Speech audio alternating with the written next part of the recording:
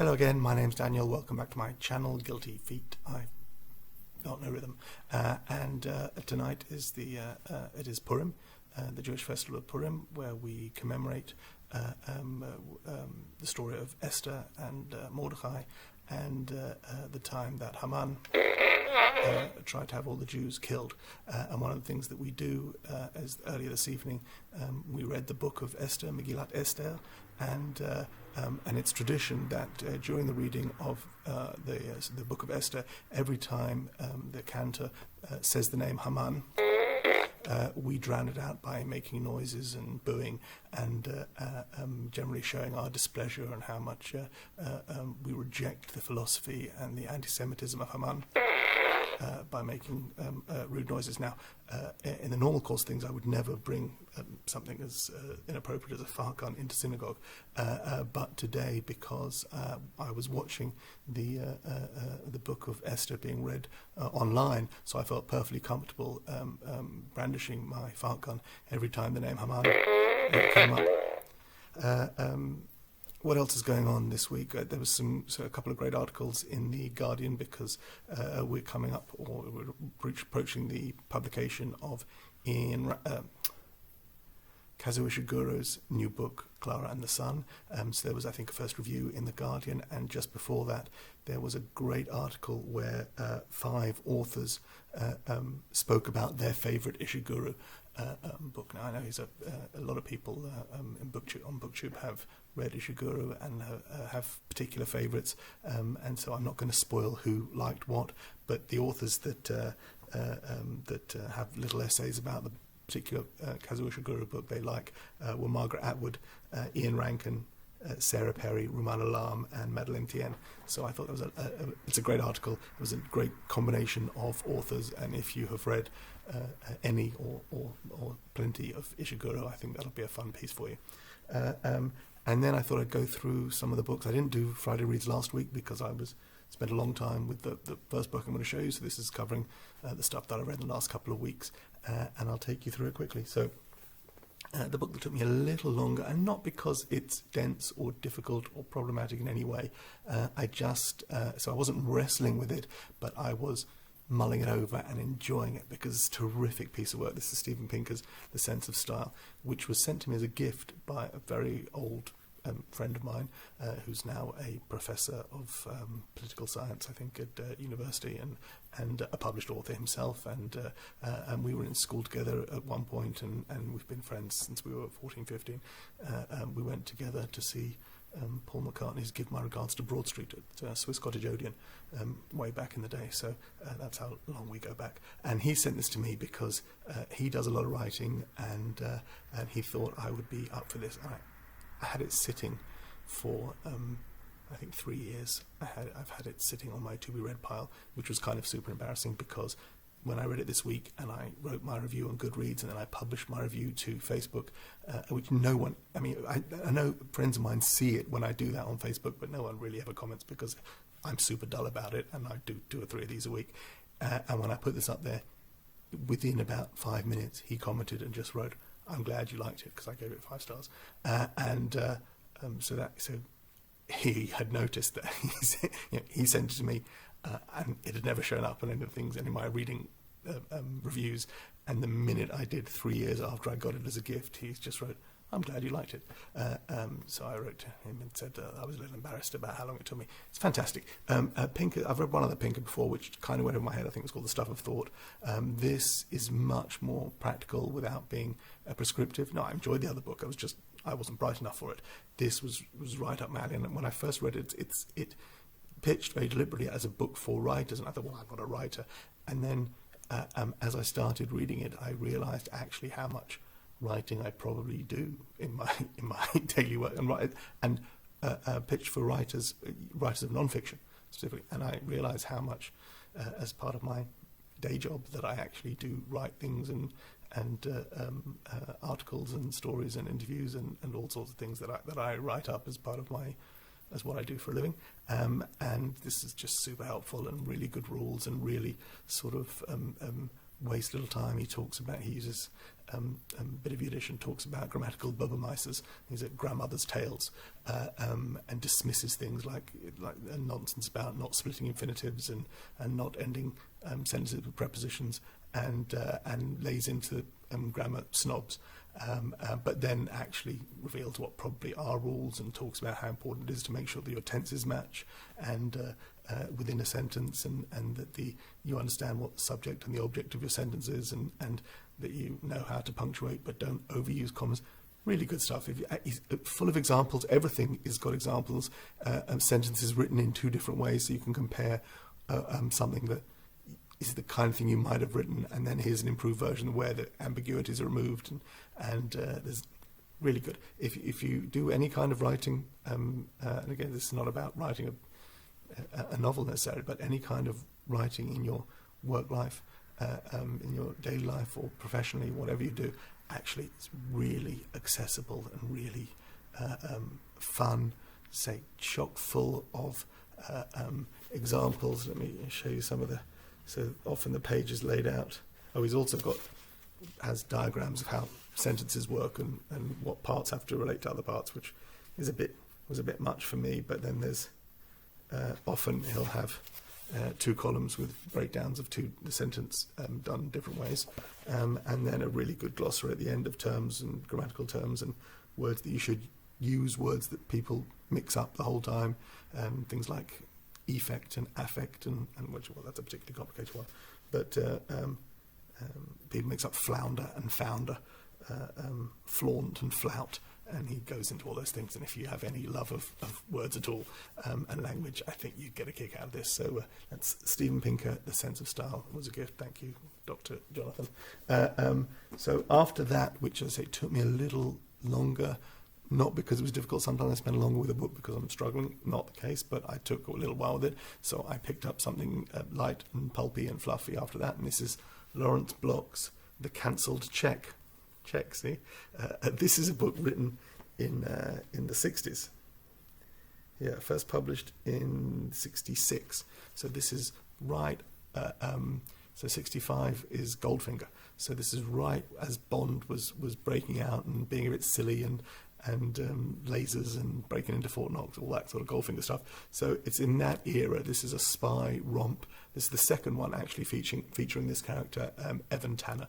And the first of the series is called the Spy Who Couldn't Sleep, or The Man Who Couldn't Sleep. I don't remember. I've got it behind me somewhere. I've got Lawrence Block is a hugely prolific writer, as he's been going since the 60s and still going now. I first came to Lawrence Block. He has a series character called Matthew Scudder, who is a New York former police detective who's now a private eye and unlicensed at one point, maybe gets licensed, a recovering alcoholic, and that's a big part of Scudder's story, is his descent into alcoholism, which sort of he starts the series pretty near rock bottom, and by 3 or 4, number 3 or 4 in the series, he's starting to climb out of that. But in every book, there are several visits to an AA meeting, and his story as a recovering alcoholic is a key part of who he is, and the encounter. Anyway, that's Scudder. He's great. There's another character. The Block has, that's a whole series of Scudder, I think 16, 17 of those.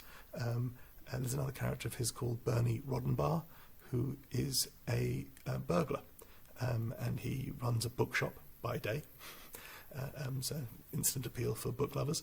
And by night he steals things, breaks into people's homes, or plans heists, and usually somehow gets into trouble. So he'll break into someone's home to steal a stamp collection, and there'll be a dead body waiting for him on the floor. So the tip he had about the collection was to end up framing him for murder, which he would never do. And so he has to solve the crime before the police get him for the murder, even though he's actually committed another crime. That's the kind of thing Bernie Roddenbar is all about. They made a movie with where Bernie Roddenbar was Bernie somebody else, played by Whoopi Goldberg of all things. And it was, I think it's a very good movie, but that was based on Bloch's Bernie Rodenbach series. He has another series about a hitman called Keller, who is a stamp collector. I don't know whether I fixated on that as the example for Bernie Rodenbach, but that he travels the country doing hits. His handler tells him this is the person you have to kill, and they're always done very elegantly and very smoothly, and he's a sort of very philosophical and thoughtful but light-hearted look at things. So the Scudder books are a bit heavy. The Bernie Rodenbach are just light whodunits. At the end of every Bernie Rodenbach, all the suspects are brought into the room, and he reveals who did it and why. Keller, they're often very short stories, so they're little. Each one is solving the problem of how to kill the person and get away with it. And along the way, he picks up some stamps and adds them to his collection. Anyway, that's that. And then this is another character of his, Evan Tanner. So and he wrote 3 or 4 of these in the 60s, and then there was a break for about 17, 18 years, and then he wrote another one, which is probably already 15, 20 years ago. Anyway, it's the last of the series characters, the most recent of the series characters I'm getting into. This is the Council Check. It is silly as all get out. He doesn't sleep, so the first book was called The Spy Doesn't Sleep, because it had some brain injury in the Second World War. And in this book, he is tasked with rescuing a Nazi from Czechoslovakia, as it was then. So a whole lot of countries mentioned in this, a whole romp round Eastern Europe, with countries that don't exist anymore. So there's Czechoslovakia, and he ends up in Yugoslavia, and he's supposed to rescue a Nazi. So he has to pretend to be a Nazi to rescue the Nazi, because the Americans want the Nazi because he's going to be able to give them information about neo-Nazis in America. So Tanner has to pretend to be a Nazi. Along the way, he falls in with other fascist supporters and sort of leftover Nazis. One of them is a tall, Aryan, blonde nymphomaniac who has a thing for Jewish men, and she starts something with him, and when they go to break out the Nazi, they bump into a gang of Israelis who have crept into Czechoslovakia to get the Nazi, but to put him on trial and kill him. And so it's just absolutely nuts between the nymphomaniacs and the Israeli hit squad, and Evan Tanner not sleeping but being able to speak every single language so that no one else can understand him. He speaks Croat, and he speaks Slovak, and he speaks German, and he speaks Hebrew, and so he's able to. It's nuts, super fun, 200 pages, absolutely whiz through this, and I picked this up on a visit to New York, summer 2019, and I went for the first time in Lower Manhattan to the Mysterious Bookshop, which is run by a man called Otto Penzler. At one point was publishing books. There's a Mysterious Press that published a bunch of books, including some of my early James Ellroy's.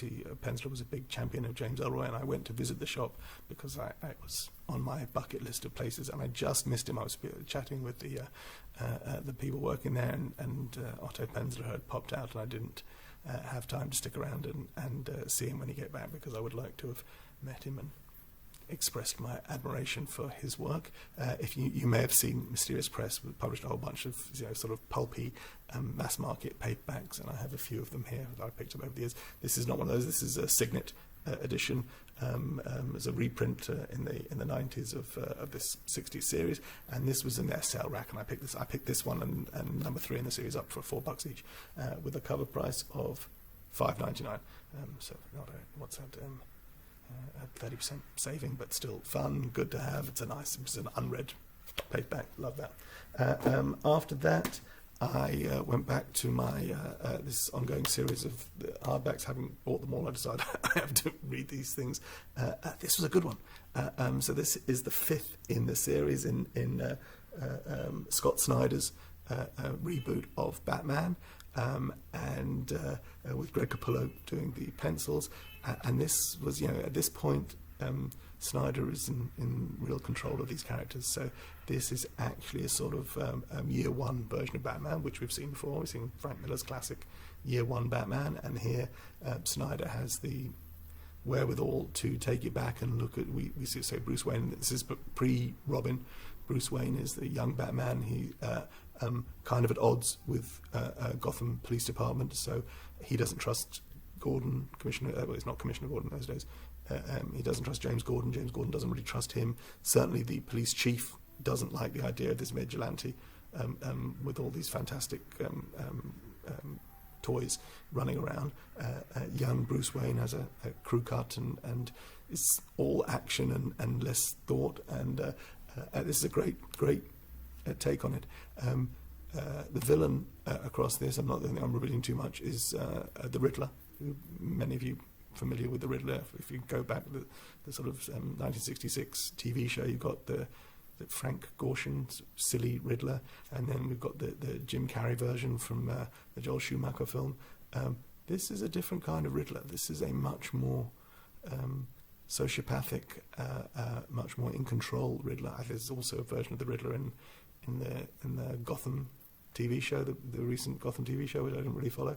But this is a sort of nasty, actually quite terrifying version of the Riddler, and I think a worthy villain for the Batman in this. So this is 0 Year Dark City. This is number 5 in the beautiful hardback editions.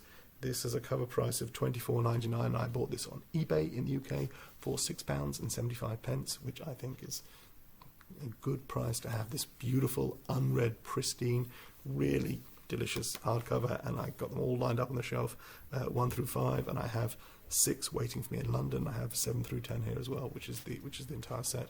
And I'm going to keep picking these up and going through them. So I did that, and then what I have next, that I'm just started, and I will read this weekend, is I'm not even sure who this is aimed at. Young adult, a bit younger than young adults. I'd say maybe, I think it's 12, 13-year-olds. In the Key of Code. It's called by Amy Lucido. I don't know. And I think she is a computer programmer by day and has written this novel. This is from Walker Books in the UK. I got this, has a cover price of £6.99. I actually bought this from World of Books online. Cost me £3.19. So that's pretty good. That's less than half price. And again, pristine, brand new. I saw when I logged into Goodreads to put this as my currently reading, I saw that Jen the librarian was currently reading this. So Jen, if you're watching, and I'd love to know if you finished it, were you reading it for school, or does this have more LGBT content that I don't know? I know that's one of your specialities. So my understanding of this is it's all about how coding, and I'm not a coder despite the fact that I work for a fairly well-known software company. I don't code, but this talk, and I'm not a musician either, and this is about the similarities between music and coding, and it's written, let me give examples. So it looks kind of like code is being written sometimes, and it goes into all, so there's some of the syntax of that coders use is in here. I hope that won't go over my head. I don't know, we'll see. And it's just sort of funky and short, and there's bits missing, and sort of weird fonts that show the different, as I say, syntax. Boolean, collision is. I maybe need to know a bit more about coding language than I probably do. I might have to ask my kids to help me, because that's the kind of thing kids know. But that's in the Key of Code. I heard great things about it, so I picked it up last summer, and now I'm getting to it, and I hope it'll be okay. I don't think it'll be terribly challenging, although, as I say, some bit maybe go over my head. And my son is home. My son, who is in his first year of studying computer science at university, is home right now, so maybe he'll help me out over the weekend trying to understand this. And that is my... Oh, God, I've done another 20 minutes. I really thought this was going to be a short one. Thank you. Take it easy. Bye.